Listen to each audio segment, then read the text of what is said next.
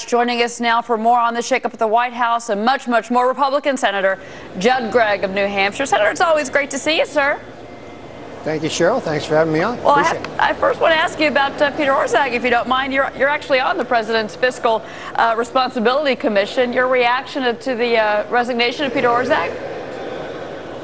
Well, not all that is surprising. As your reporter said, this is a high burnout job, OMB director. You're constantly saying no to people, and you don't win a lot of friends in an administration, any administration, as OMB director. Certainly Peter has worked hard. The successes haven't been there, unfortunately. In fact, instead of shrinking the size of government or even controlling the size of government, it's exploded under this administration in its first 18 months. But as a very practical matter, Peter has been, I think, a fiscally responsible voice, and he will be a loss to this administration, in my opinion. Okay, all right, fair enough. Well, let's get to financial regulatory reform. You, of course, have been the voice. In particular, Senator, let's talk about derivatives as we try and reconcile the Senate and the House versions of financial regulatory reform, and your fingers are definitely in all of this. I have to ask you, the derivatives language, where are we with that? Have you had any progress in trying to tone down that language? Well, I think it's very destructive to our credit markets, the language which is in the Senate bill. You know, derivatives are a legitimate form of basically making credit more available to people and they're sort of the oil that makes the system run, especially for commercial end users like large companies like Caterpillar or John Deere. They need the derivatives markets in order to be able to compete internationally. And banks need them in order to be able to give their customers adequate access to capital and to credit, I mean. So it's a very practical matter. We need a vibrant derivatives market, but the language in this bill will significantly shrink credit. My guess is it'll shrink credit as we go into the new year if this bill passes by close to $1 trillion. And that's going to have a very significant dampening effect on our economy. And it's going to occur because if you spin off the swap desk and you ratchet down on the ability to do end-user exemptions, you're going to end up with significantly less credit being available to the economy generally, and that's not good. You can have very sound derivatives markets, you can have adequate transparency and adequate capital and margins without doing this sort of draconian action that's occurring in this bill. Senator, if I could just jump in and ask a question, why don't we make a distinguish between regular derivatives and credit default swaps, which are, you know, what I think are the most destructive of all financial instruments?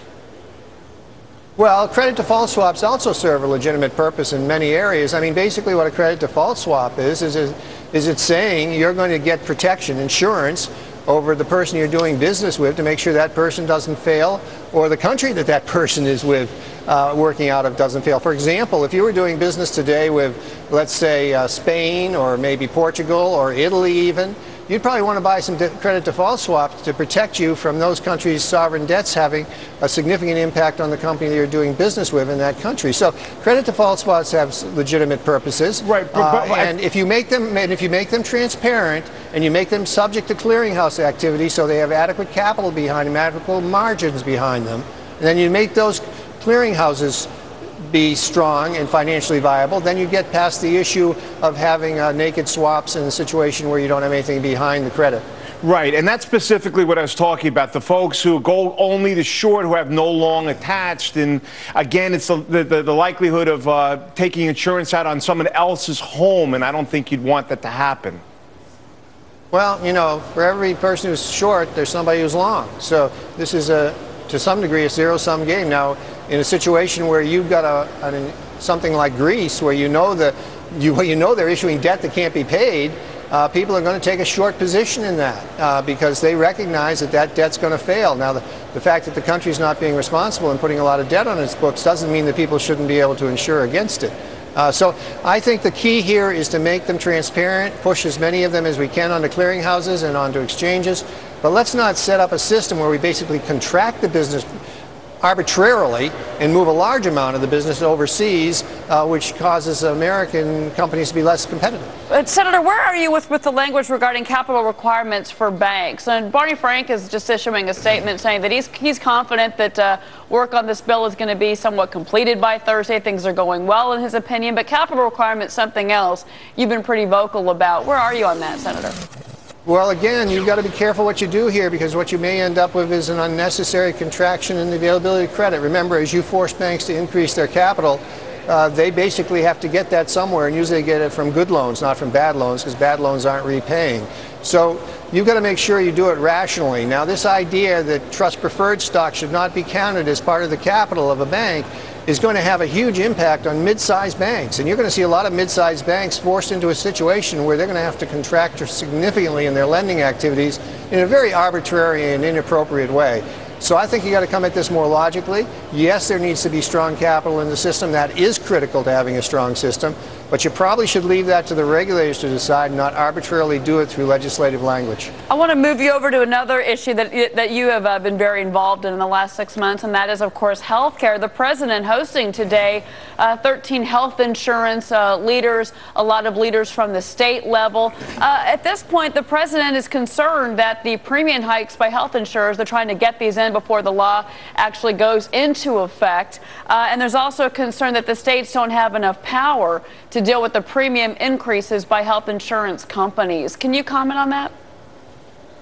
Well, this health care bill that was passed is a disaster for our nation. I mean, let's be honest about it. It increases the size of government by $2.5 trillion. And in the process, it is going to force a lot of people who have private insurance off those private insurance systems, because as we're seeing, private insurance is going to have to significantly increase premiums in order to pick up costs which are being transferred over to them. In other words, you're going to end up with cost shifting here. You're seeing it in Medicare, you're seeing it in Medicaid, massive cost shifting onto the private sector because the government's expanding those systems but not fully reimbursing for those systems.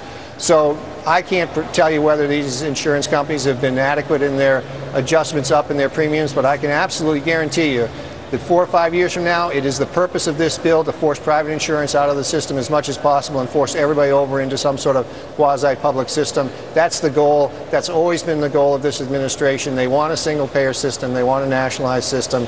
And they basically want to be in charge of that sector of the economy, along with a number of other sectors of the economy, but certainly the healthcare sector. Another question for you, Senator. Hi, Senator. I wanted to ask you, who are you looking at? Who do you think would be a good choice for the new budget director with Orzag out? I don't think I'll probably be consulted on that.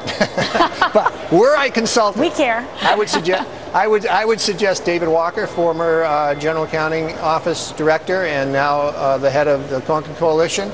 Or if he's willing to do it, Ken Conrad, who is the chairman of the Budget Committee, who would be exceptional. So those are two really strong people who wouldn't back down from getting some fiscal responsibility into this system. Well, that's what we need. Yeah, I just real quick, I do want to ask you, and this came up earlier today. I mean, the president kind of shifting today and focusing on the health insurers and the health care bill. Do you think that the president, because of what's happened with the Gulf oil spill disaster, is possibly trying to divert attention away from some of the things that his administration is being criticized for, now focusing once again on health care? Are you hearing that on Capitol Hill at all?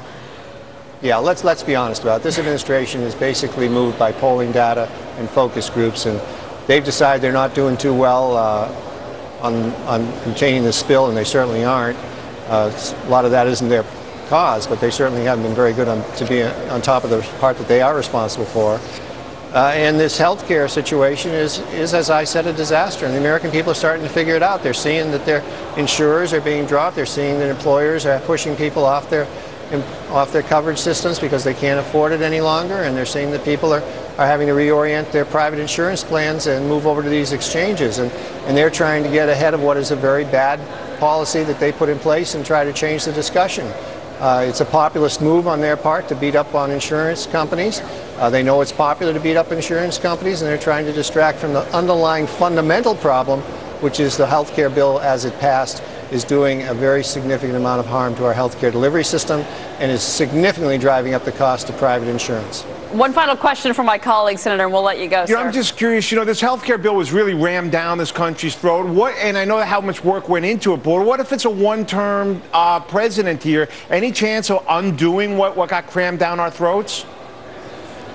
Well, I sure hope so, because it needs to be undone for a variety of reasons. If nothing else, it needs to be undone because we can't afford it in its present form. You're basically going to grow the government exponentially, and we can't afford that at a time when we're running up as much debt as we are. But as you know, all government moves left, and it's very hard to move government back once it's gone left. So it will be a heavy lift to get this reoriented in a constructive way, in my opinion. Senator Judd Gregg, you've had a very busy year on Capitol Hill, and thank you for talking with somebody about so many topics. Thanks for having me on. Great to see you, sir. Come visit me in New York, sir, please. Pleasure. All right. I'd love to. We're going to take a break.